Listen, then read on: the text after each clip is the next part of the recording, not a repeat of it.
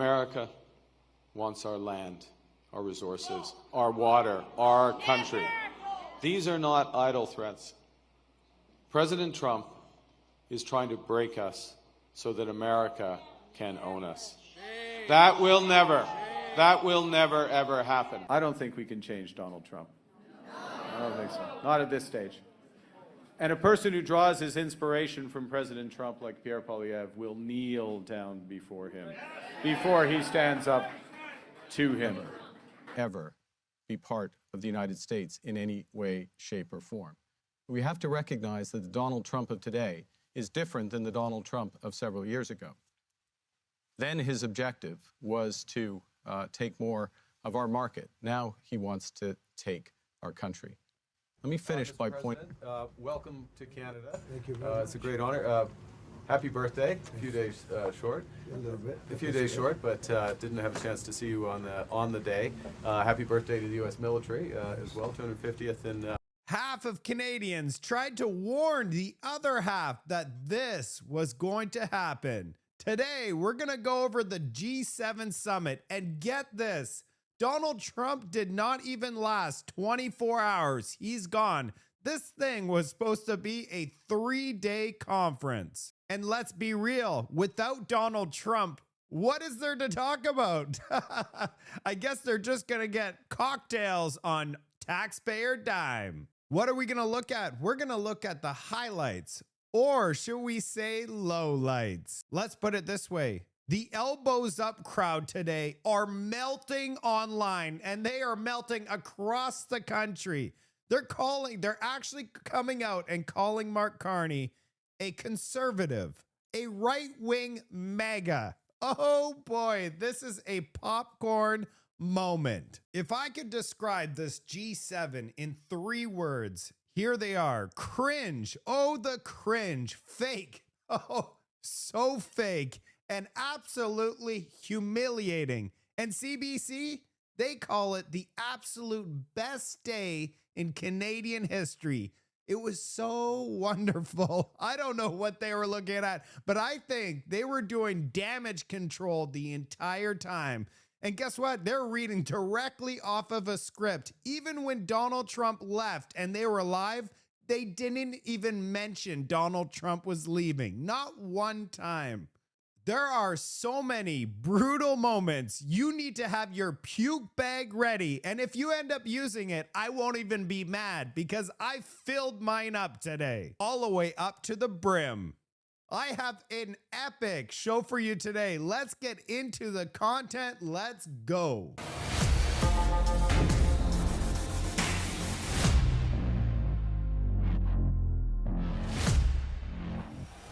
I think this is a great way to start this show off. There are so many Canadians across this country that voted Liberal, and they do not like Donald Trump. I mean, they were protesting over the weekend because he was coming to Canada. Well, there's this idea that came out in the United States. It's called Trump-induced anxiety help. Check out what they're doing.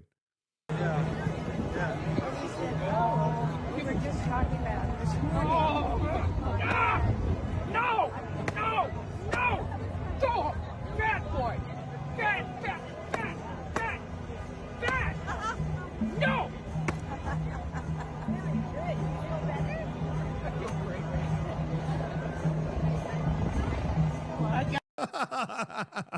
Can't make any of this stuff up. If you want to get rich, they don't have these in Canada yet.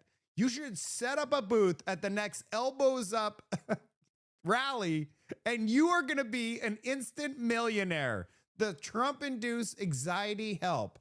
That leads us to the beginning of this segment. Donald Trump leaves Washington, D.C.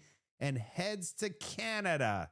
Let's go. Let's start off with CBC. They weren't handling Donald Trump coming to town well. They had a pre-script that were ready to go. Let's see what they said. The lower than expected turnout for his military parade and birthday celebration. We saw thousands of people protesting against him. His supporters, people there for the military parade, it wasn't as big. So Trump right now is facing a lot of criticism, and something that he could point to and say, hey, look what I achieved, would help him in this moment. Katie Simpson is part of our CBC News team going to be covering the G7 summit.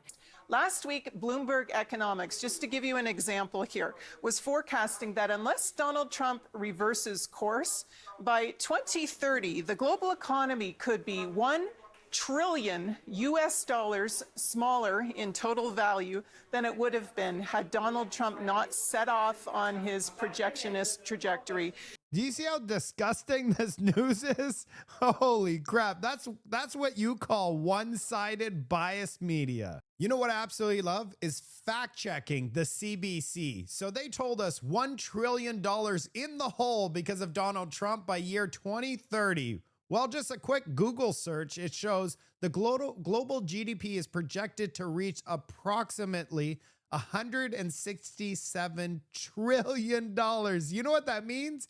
You divide 1 by 167, that's not even 1%. That's not 0.5%. It's 0.4%. And anything can happen between now and then. So just think about that.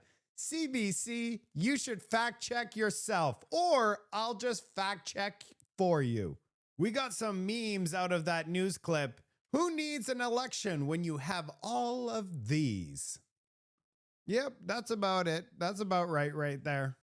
This is how Donald Trump rolled out. Check out all of these helicopters.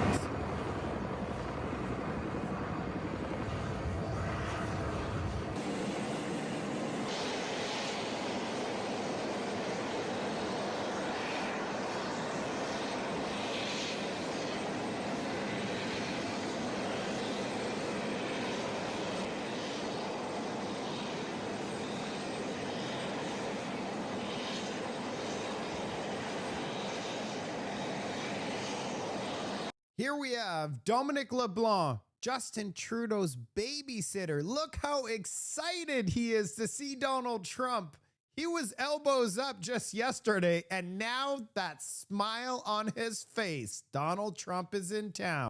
Danielle Smith also saw Donald Trump. They exchanged a few words, but everything seemed fine.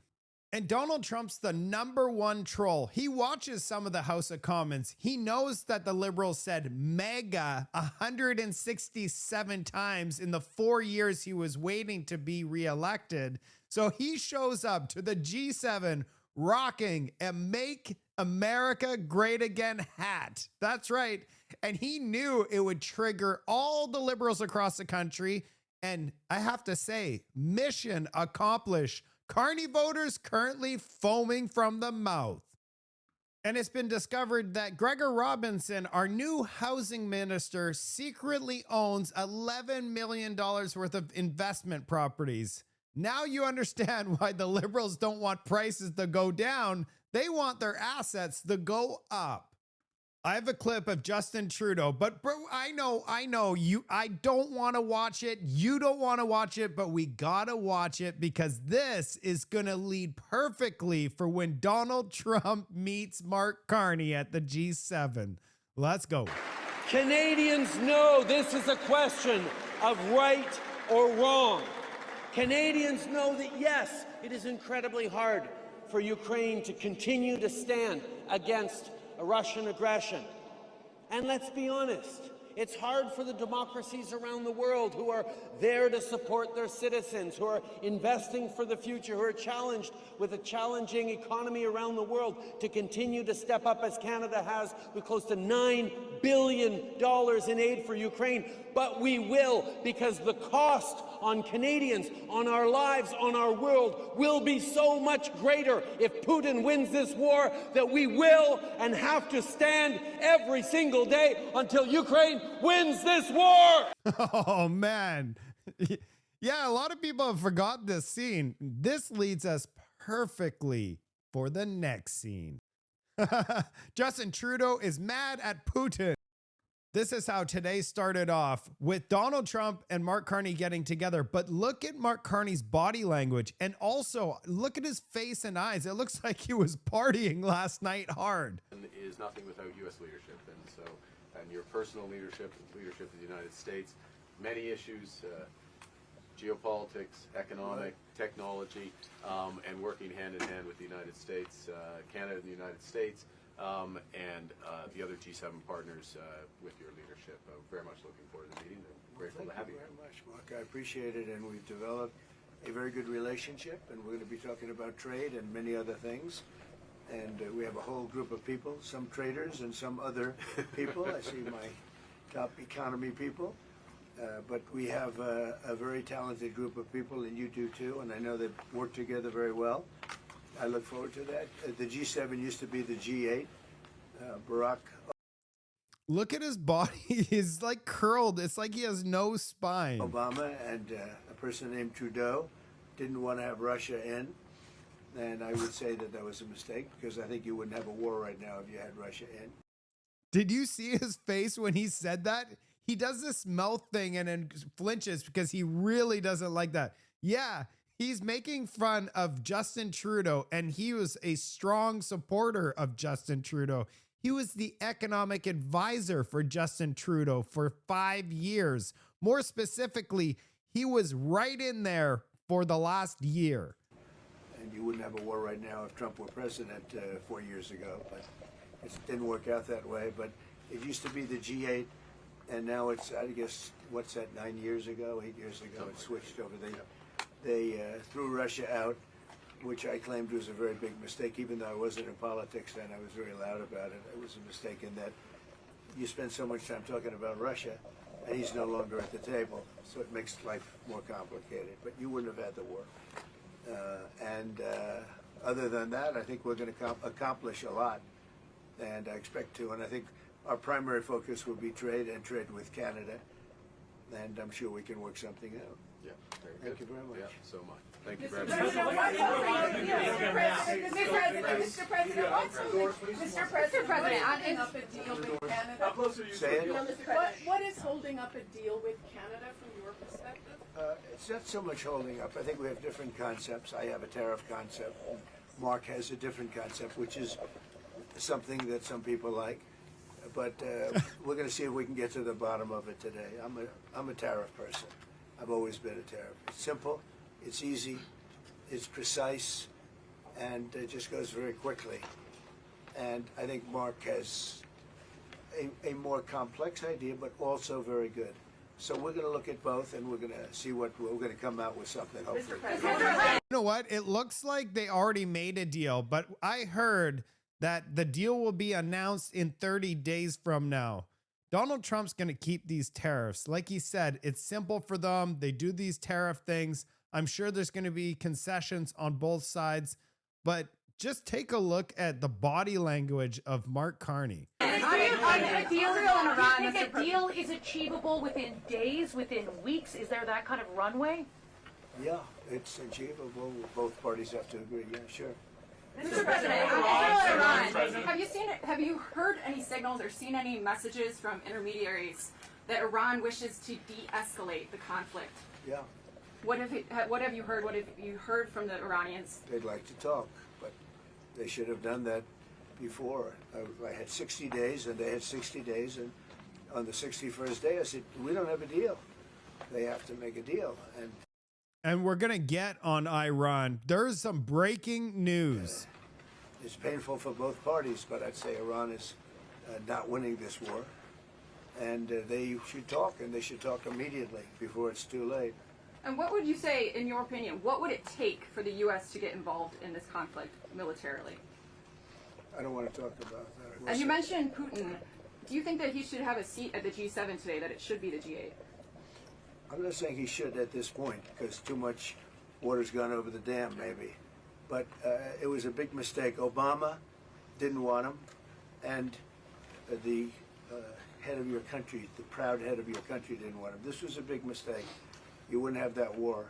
You know, you have your enemy at the table. Even I don't even consider him. He wasn't really an enemy at that time. There was no concept. If I were president, this war would have never happened. But likewise, if he were a member of what was called the G8 at that time, it was always the G8, you wouldn't have a war right now. What material support and what intelligence support are you providing Israel? We've always supported Israel. We have for a long period of time, strongly. And Israel's doing very well right now. Why not have China as the G8? Why not have China here, the biggest economy in the world after the United States? Well, it's not a bad idea. I don't mind that. If somebody wants to suggest China coming in, I think we suggest. But you want to have people that you can talk to. You know, they don't talk. Putin speaks to me. He doesn't speak to anybody else. He doesn't want to talk because he was very insulted when he got thrown out of the G8. As I would be, as you would be, as anybody would be. He was very insulted. And, I mean, he was thrown out by Trudeau, who convinced one or two people, along with Obama. He was thrown out, and he's not a happy person about it, I can tell you that. How embarrassing is that? It's Donald Trump's playing trolling games because he knows that Mark Carney fully backed Justin Trudeau, and we all know what Justin Trudeau did. And Donald Trump stood up like a tree, and Mark Carney, he was he was hunched, permanently hunched. I'd love to hear from you in the comments section. Why is Mark Carney so hunched? Just for reference, this is Mark Carney with the German Chancellor Merz. Check him out. He's standing straight. He's not hunched over in fetal position. What I found very interesting with Mark Carney's body language, he had his arms behind his back most of the times, hiding his elbows. It wasn't elbows down, it was elbows gone. So based on Mark Carney's language, this is how it all looked. Can anybody explain to me why Mark Carney walks 6 feet ahead of his wife? I don't get it because I have a wife and I would walk, she would be beside me, right beside me. It's called respect.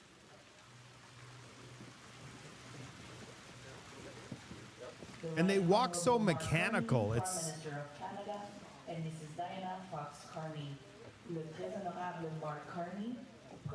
check out what he does next. It's like he's landing an airplane. What the what in the hell was that? So cringe. I think Mark Carney's been spending way too much time on air travel around the world talking about reducing global emissions that he saw a ground controller and said, hey, I could do that. Which one does it better, Mark Carney or the guy on the ground? Leave your comment.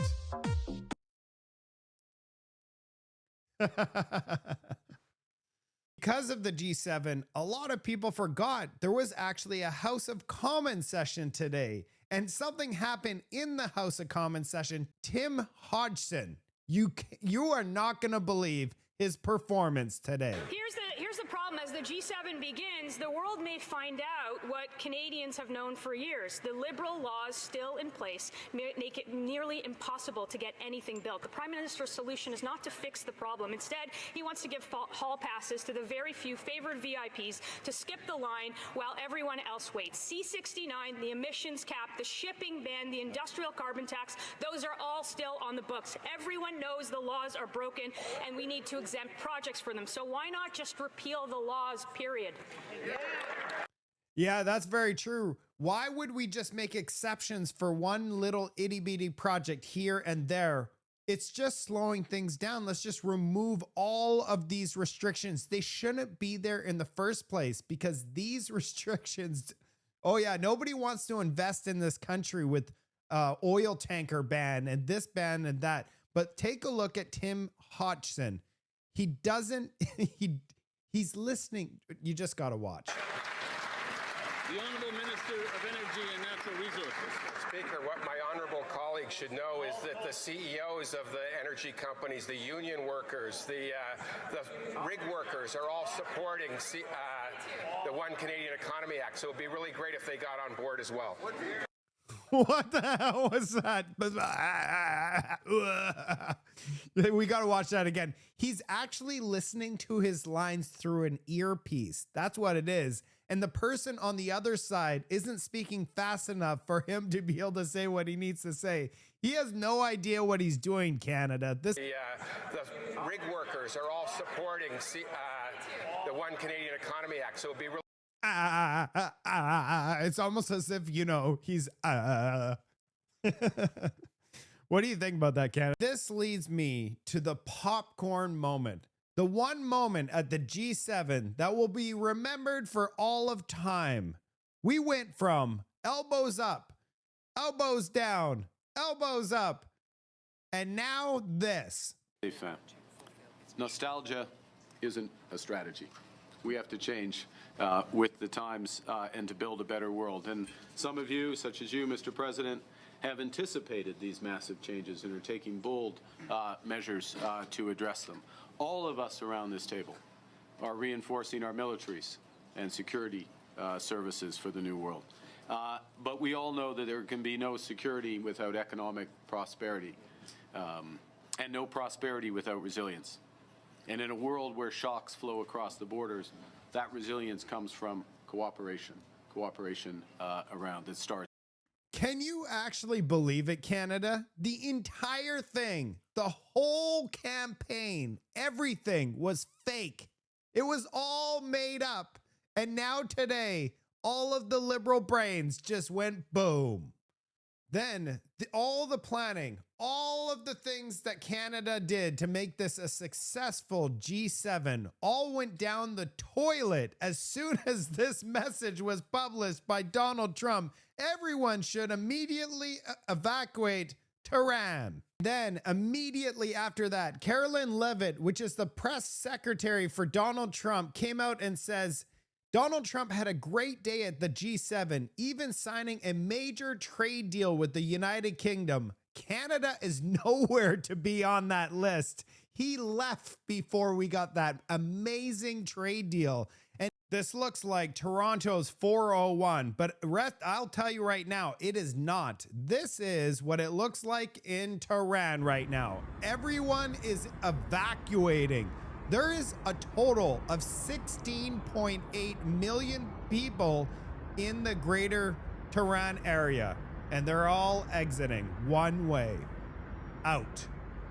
There's also a report that came out with Elizabeth May. I'm going to cover that at tomorrow's episode, but today, how do you think this G7 went? Was it a complete disaster? We now know Donald Trump is leaving early. We also know that Mark Carney was humiliated. We also know that his posture, he should see a chiropractor or something. He needs to straighten the back out. It is weak. I want to hear from you. What do you think's wrong with Mark Carney's back? And also, what do you think these two individuals are talking about in this photo? Love to hear from you in the comment section. I'll see you on the next report.